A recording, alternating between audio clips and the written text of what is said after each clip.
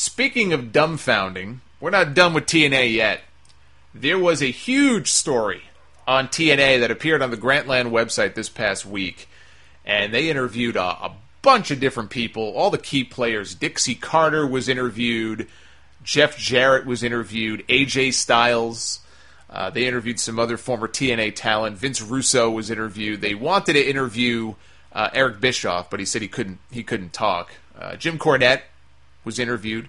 So a lot of the key players currently and from the past in TNA were interviewed.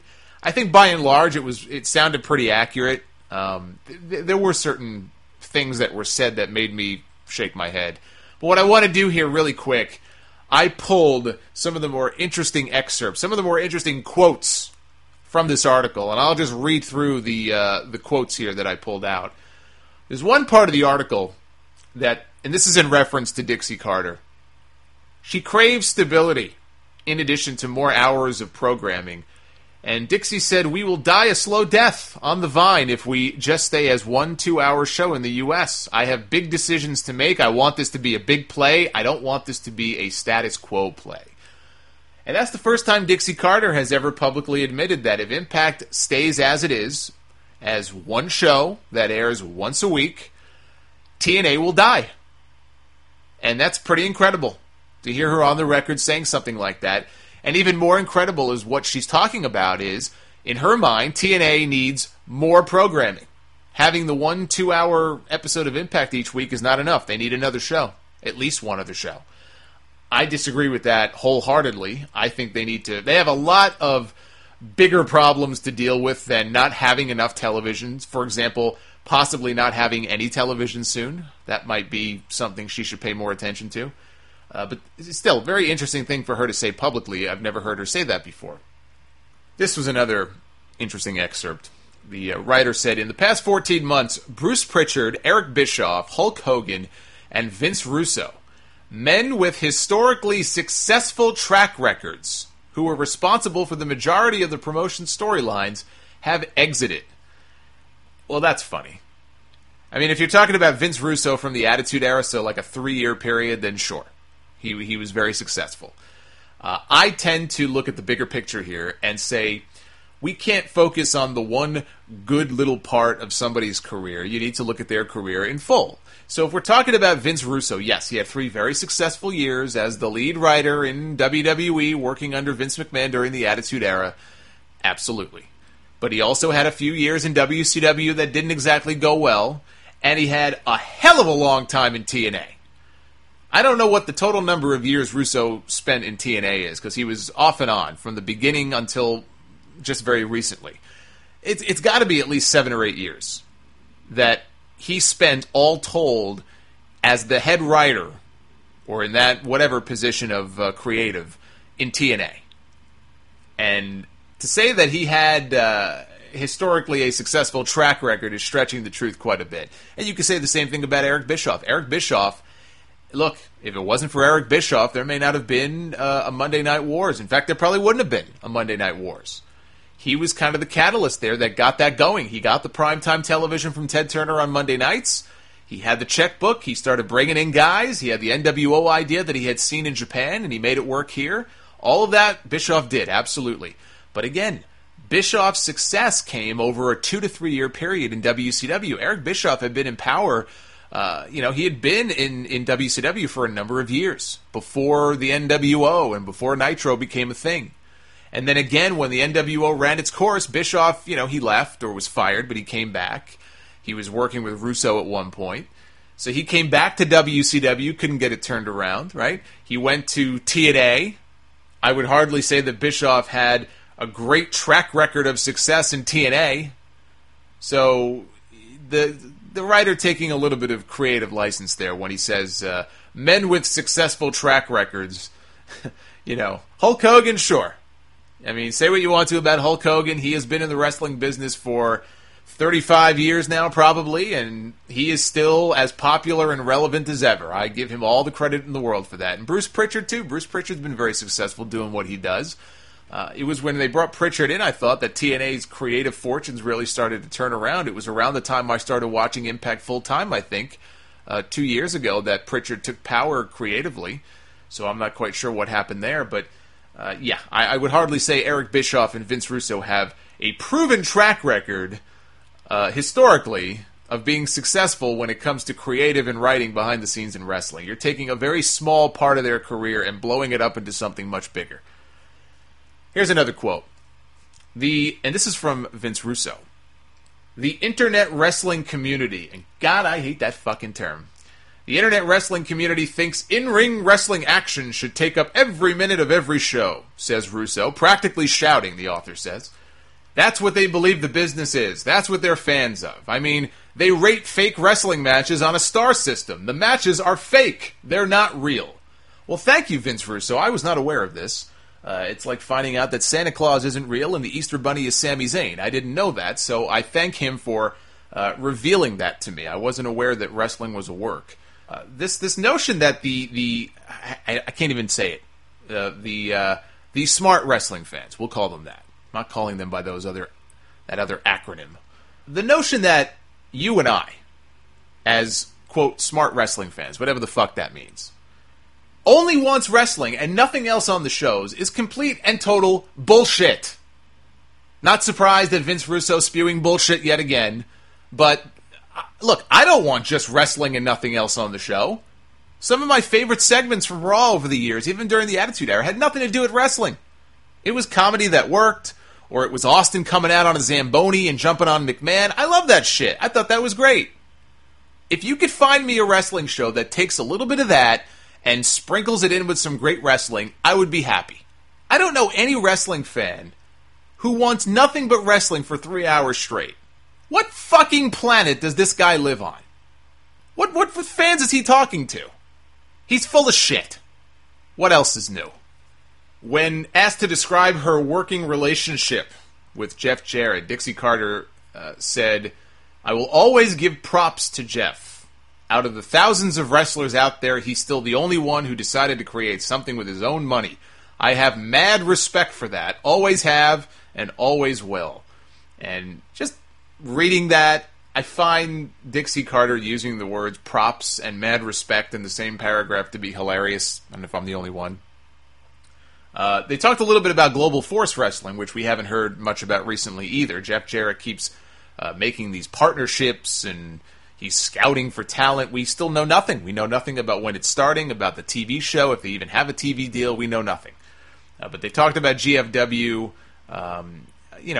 They talked a little bit about how they've been focusing on a lot of international partnerships because they've been partnering not just with indie promotions across the country, but other promotions in Japan. They have an agreement with New Japan Pro Wrestling, with Mexico, I think with AAA, I believe. And they asked Dixie Carter about how those partnerships could affect TNA and its share on foreign markets. And Dixie's response to this was that she isn't preoccupied with what Jeff Jarrett is doing. She said, "Not at all. Not even a bit. Don't know what it is. Don't understand it. Don't need to." Think about that for a second. She is the president of a wrestling organization. And the author is asking her about a wrestler who has defected, who is starting up his own promotion, and he's entering into partnerships with organizations from all over the world, some of whom have worked in the past with TNA. So it could have an effect on some of the relationships that TNA currently has or might want to have in the future if they survive and they stick around for a while. And you have the president of this company.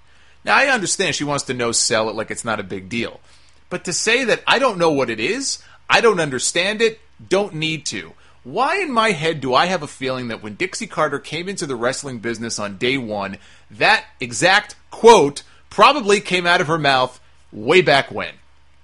Don't know what it is, don't understand it, don't need to. And here we are 12 years later. What kind of mentality is that to have? If I'm the president of a company and this guy is starting something new, I want to know exactly what the fuck he's doing. I want to understand it. I care what it is. I want to at least understand what it is. I can't believe that she would actually say something like this. But it says a lot about the kind of executive that she is in this company, that she just feels like, I don't need to know what the hell's going on outside of our little bubble. We do what we do. They do what they do. It doesn't matter. You think WWE doesn't keep tabs, for example, on what UFC is doing? I mean, they could claim, like, UFC is not competition to us. I've never heard Vince McMahon say, somebody asked him, hey, UFC is doing this thing called Fight Pass, which is kind of similar to your network, where UFC is doing this, or they're breaking into China, or they're doing that. I can't fathom Vince McMahon sitting there, if he was ever asked about that, and saying something other than, he'd give the stock answer of, well, what they do is different from us, and, it doesn't really affect us that much. I can't imagine Vince McMahon sitting there going, don't know about it, don't care, don't have to.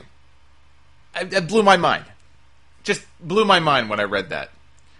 They interviewed AJ Styles for the piece. He said it was insulting of TNA's final contract offer. He says he would have ended up getting a 40% pay cut had he agreed to it. And then Dixie Carter, this is what Dixie Carter had to say about AJ Styles. There were some pretty hefty gems from her in this story. She said, I hate that we lost AJ. Are you listening? Speaking directly into the reporter's recording device. I hate it. I felt like we gave him a great offer. I really did. I felt like we gave him a great offer, and I think he made a mistake. I don't know about you. AJ Styles seems to be doing pretty well these days. He's going back and forth with New Japan and Ring of Honor. He's taken all the indie dates that he can fit into his schedule, and according to AJ himself, if he's telling the truth, by the time this year is over, he will have made far more than not just the offer that TNA made him, but possibly what he had been previously making in TNA. He's not hurting for money. He's having fun. He's having some of the best matches of his career. The G1 stuff was just out of this world. But Dixie's in her bubble. And to her, how could this guy be better off going out and working for these other little promotions when we have television on Spike TV? We're number 2. Which is debatable, by the way. When you can't draw more than 200 or 300 people at your house shows, and Pro Wrestling Syndicate or any number of independent promotions is outdrawing you for live events, they are on national TV, but it's getting harder and harder to call TNA number 2 anymore. But there's a reason why I call her Delusional Dixie on this podcast. I didn't come up with that name last year because it just sounded cool. I call her Delusional Dixie because she is delusional. And this interview just proved it. This interview didn't do anything to convince me otherwise. This woman is delusional. Now, 2 things I did agree with, and then we'll move on here. There was a quote from EC3. EC3 was under contract to WWE. He was part of the NXT brand before NXT kind of changed over to what it is today. They were doing those seasons. And they talk about him in the article, and he says, it's the exact opportunity I was ready for a long time ago that I never got over there, being WWE. He says, I have a chip on my shoulder to shove it up their ass. Every second I'm out there, every chance I get, I'm motivated to make this company succeed. That quote could come back to bite him on his ass at some point down the road. Looking at the situation TNA finds itself in, who knows if they'll be around 6 months from now. I don't know that I would be saying crap about WWE, even if that is how he really feels, but I don't doubt for a second that's how he feels. He probably felt like he got a raw deal, and he's one of the bright spots of TNA. I have to say, I'm a big fan of EC3. I agree with him 100%. I just don't know that I would have actually said that in the interview. And the last quote from Dixie maybe is the least delusional thing she said the whole interview. She said, all these people say, I hope you go out of business. Why would you ever want that? You don't think we make wrestling better just by exposing more people and giving more people more options? It's the most ludicrous, short-sighted thing. The sheer absurdity and stupidity of it blows my mind. Well, I've said that a few times about some TNA stuff on this one podcast here. I feel sorry for the wrestling business if we're not around. That's what Dixie ended on in the interview. And I agree. I don't get people cheerleading that they want TNA to die. TNA will do some really stupid shit to where if that is the end result, if they do die, if they do cease to exist, they get what they deserve. Whatever happens to TNA at this point, they deserve it. It's nobody else's. I know to them it's everyone else's fault. It's Spike's fault. It's this guy's fault or whatever. It's never their fault. Vince Russo's the same way. It's never his fault. But at the end of the day, if TNA goes under, it's their own fault. I don't feel sorry for them. I feel sorry for the wrestlers. I do think the wrestling business is worse off if they cease to exist. So I'm not cheerleading it. And there are people who cheerlead it, and I don't get it. I just think it's completely dumb. So, me and her are on the same page when it comes to that. But just a fascinating article. There was a lot of other stuff in there as well, so I would recommend finding it. It's on Grantland. Check it out. But some of these comments by Dixie, especially the one about not having to bother learning about what Jeff Jarrett is up to, it's unbelievable to me. And it's a great insight, I think, into this woman's mind and why TNA, a big part of why TNA is in the position that it's in right now. They just don't learn. And that's why they did copy a lot of WWE stuff, and they're completely tone deaf. They don't get it. How could you not want to learn about what's going on out there? You should always want to learn. You should always learn from other people's mistakes and their successes. And maybe what Jeff Jarrett does doesn't work. Learn from it. Maybe what he does work. Learn from it. Why would you not want to learn from it? Why would you just want to just ignore it and pretend like it doesn't exist? I don't get it.